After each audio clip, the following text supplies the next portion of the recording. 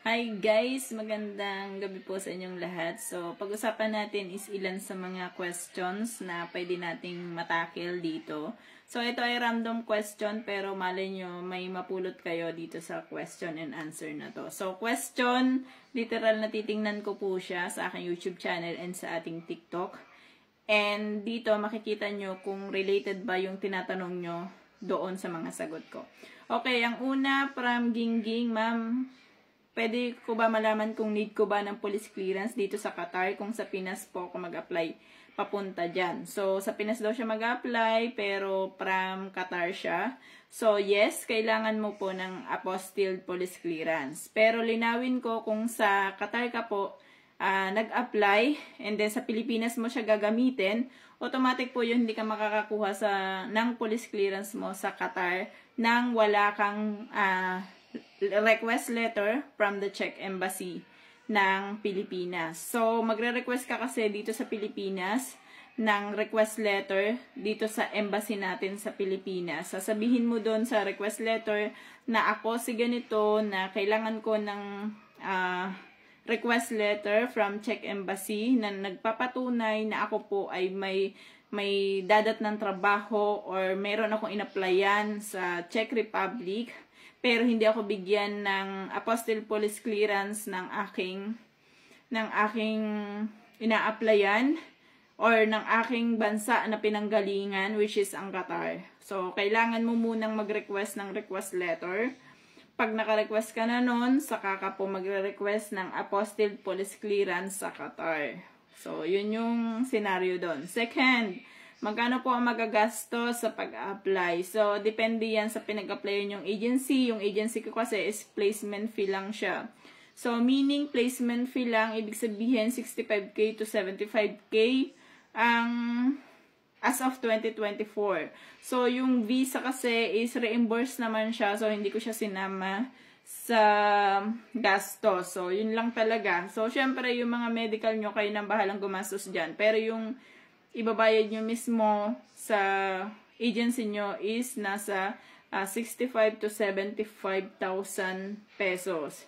So, yan. Hanap pa tayo ng iba pang questions sa dito. So, next question natin ay wait lang. Hintay-hintay lang kayo. Naghahanap ako. Ano daw work ko dito? So, ang work ko po dito is factory worker dito sa Czech Republic po. So, magkano ang sinasahod ko? Ang basic ko po ngayon is nasa 25,930 crowns or nasa halos 55 siguro. 55,000 pesos. Pero yun, basic lang yun. So, yung basic po, kakaltasan nyo ng tax, kakaltasan nyo ng insurance. So, dahil ang tinatanong nyo lang naman is kung magkano sinasahod, ang malinis ko pong sinasahod dito is nasa 20,000 crowns. So, 20,000 crowns, mga 40 plus. Yun. Something like that. Okay? 40 plus in peso. So, syempre gagastos ka pa ha. Baka nakakalimutan mo, kakain ka pa dito, magbabayad ka pa ng internet mo, magbabayad ka pa ng transportation mo. So, huwag niyong kakalimutan yun. Lagi niyo yung isama sa inyong mga budgeting. Okay. May bayad po ba mag-apply sa mga agency? Yes, may bayad po. Kasi hindi po zero placement fee ang Czech Republic. So, kung gusto nyo ng zero placement fee, pwede kayo mag-apply sa EduStaff, pero hindi sila laging nagpapaalis ng papunta dito sa Czech Republic. Pero sila lang yung alam ko na agency na zero placement fee. EduStaff. Sa ibang agency, meron talagang binabayaran. So, walang libre po. Ilang months po bago ka nakaalis ng Pinas? Ilang months bago ako nakalis ng Pilipinas. So, nag-apply po ako ng January. Umalis po ako ng August. So, way back 2022 to. Ibig sabihin, 8 months po yun 2022. So, yung inyo kasing visa is may average na 2 to 4 months bago siya ma-approve. Minsan, mas matagal pa. Depende sa employer. Depende sa urgency ng inyong employer. So, kung medyo mabilis yung explanation ko, pasensya na kayo. Binibilisan lang natin kasi para summary lang naman siya and para marami rin tayong tanong na makatakel. Next question is pwede daw ba dito sa Czech Republic ang high blood? So, magdala kayo guys ng inyong pang-maintenance ng high blood. Okay, depende kasi yan sa mga clinic na pagtitingnan nyo dyan sa Pilipinas. Kung makapasa kayo sa clinic dyan, pagdating nyo po dito is magdala na lang kayo ng pang-maintenance na high blood nyo. So, minsan kasi tinatanong nila yun kung may maintenance na kayo ng gamot. Next. Okay, wala na akong makita. Bakit gano'n? Ano pa tayo guys So,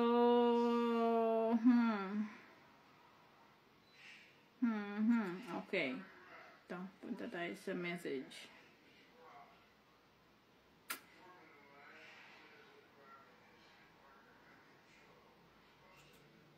Okay, ito.